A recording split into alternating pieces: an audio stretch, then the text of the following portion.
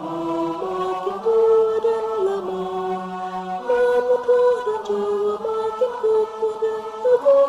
Ayo mari melanjutkan pelayananmu, jangan diam, tetaplah berteguh. Dalam kasih Kristus kita kan dikuatkan, meneruskan panggilan melayani. Janganlah redup gairah dan semangatmu, haruslah tetap tekadmu bernyala-nyala. Janganlah kendor meski lanjut umurmu, marilah bersama terus melangkah ke depan. Ayo mari melanjutkan pelayananmu, jangan diam, tetaplah berteguh. Dalam kasih Kristus kita kan dikuatkan, meneruskan panggilan melayani.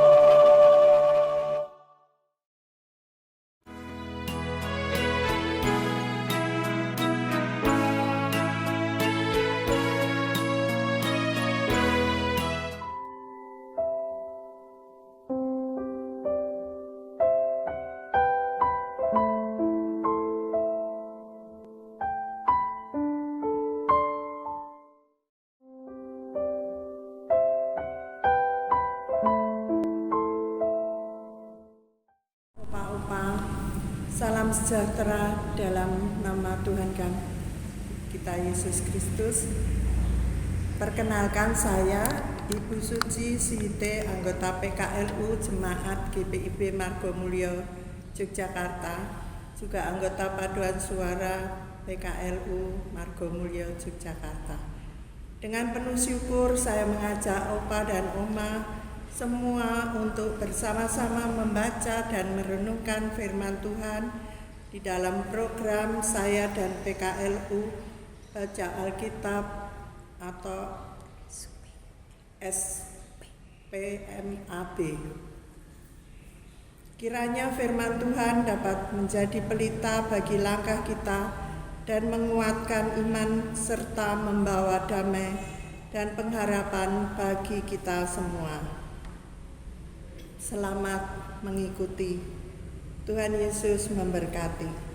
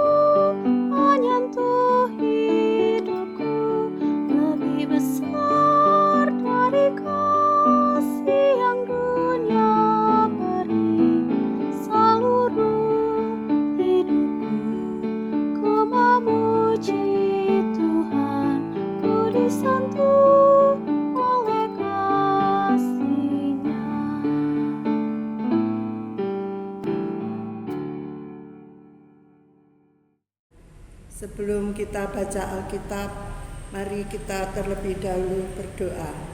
Mari kita berdoa. Bapa yang pengasih lagi penyayang, kami bersyukur atas penyertaan-Mu hingga saat ini. Kami akan membaca dan merenungkan Alkitab. Kami memohon agar Roh Kudus menerangi hati dan pikiran kami, sehingga kami mengerti kehendak-Mu dan dapat melaksanakannya di dalam kehidupan kami hari lepas hari. Inilah doa kami dalam nama Tuhan Yesus yang adalah Juru Selamat kami yang hidup. Doa ini kami panjatkan. Amin. Kita akan membaca Alkitab dari Efesus 3 ayat 1 sampai 13 yang Demikian firman-Nya. Itulah sebabnya aku ini Paulus, seorang tahanan karena Kristus Yesus, untuk kamu orang-orang bukan Yahudi. Memang kamu telah mendengar tentang penyelenggaraan anugerah Allah yang dipercayakan kepadaku karena kamu, yaitu bagaimana rahasia itu diberitahukan kepadaku melalui wahyu, seperti yang telah kuutus di atas dengan singkat. Apabila kamu membacanya, kamu dapat mengetahui pengertianku tentang rahasia Kristus yang pada zaman orang-orang dahulu tidak diberitahukan kepada anak-anak manusia, tetapi sekarang dinyatakan di dalam Roh kepada rasul-rasul dan nabi-nabinya yang kudus, yaitu bahwa orang-orang bukan Yahudi karena Injil turut menjadi ahli-ahli waris dan anggota-anggota tubuh dan peserta dalam janji yang diberikan dalam Kristus Yesus. Dari Injil itu aku telah menjadi pelayannya menurut pemberian anugerah Allah yang diberikan kepadaku sesuai dengan pengerjaan kuasa-Nya kepadaku, yang paling hina di antara segala yang kudus. Telah diberikan anugerah ini untuk memberitahukan kepada orang-orang bukan Yahudi kekayaan Kristus yang tidak terduga itu, dan untuk membuat semua orang melihat rencana rahasia yang telah berabad-abad tersembunyi dalam Allah yang menciptakan segala sesuatu, supaya sekarang melalui jemaat diberitahukan berbagai ragam hikmat Allah kepada pemerintah dan penguasa-penguasa di surga, sesuai dengan maksud abadi yang telah dilaksanakannya dalam Kristus Yesus Tuhan kita. Di dalam Dia kita beroleh keberanian dan jalan masuk kepada Allah dengan penuh kepercayaan melalui iman kita kepadanya. Sebab itu aku minta kepadamu supaya kamu jangan tawar hati melihat kesengsaraanku, karena kesengsaraanku itu adalah kemuliaanmu. Demikianlah firman Tuhan. Kita akan membaca SBU yang tanggal 10 malam. Judulnya Tidak Tawar Hati Karena Kesesakan. Dalam suratnya kepada jemaat di Efesus, Paulus mengisyaratkan bahwa salah satu tanda persatuan di dalam Kristus adalah ketika kita mampu berempati terhadap penderitaan sesama orang percaya akibat persekusi religius. Namun empati ini hendaknya tidak membuat kita terjerumus dalam sikap tawar hati.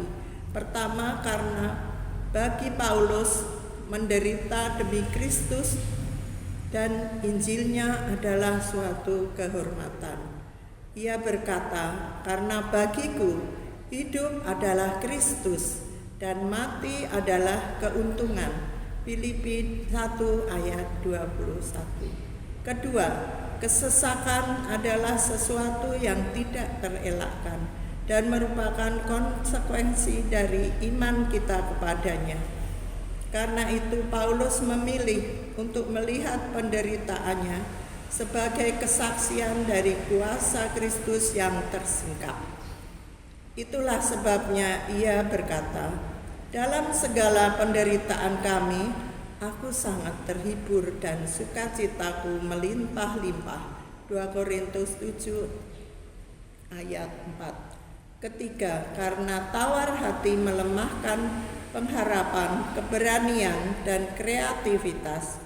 Jika dibiarkan, tawar hati dapat membuat kita tidak berdaya di tengah tekanan. Opa dan Oma yang dikasihi oleh Tuhan Yesus, maraknya kasus-kasus persekusi religius di Indonesia memang memprihatinkan. Namun, sesungguhnya penolakan, pelarangan, pembatasan ibadah, serta penutupan gereja bukanlah hal yang baru. Dalam konteks ini, nasihat Paulus sangat relevan. Sebagai warga negara sekaligus pengikut Kristus di Indonesia, kita diminta untuk tetap setia dalam iman dan terus memperjuangkan hak-hak kita untuk beribadah sebagaimana dijamin oleh Pancasila dan Undang-Undang Dasar 45. Sejalan dengan itu, marilah Opa dan Oma kita tetap membina relasi yang baik dengan sesama berdasarkan kasih Kristus dan teladannya, yakni teladan anti kekerasan. Tetaplah berdoa bagi mereka yang persekusi kita dan memohon pengampunan Tuhan atas penindasan yang mereka lakukan. Percayalah, Tuhan berkuasa menyelamatkan kita, sama seperti Ia berkuasa menobatkan hati manusia. Karena itu jangan tawar hati, meski kesesakan tidak dapat dihindari. Bersukacitalah senantiasa di dalam Tuhan. Demikianlah Oma Opa renungan kita pada malam hari ini dan yang ada di dalam SBU pada saat ini.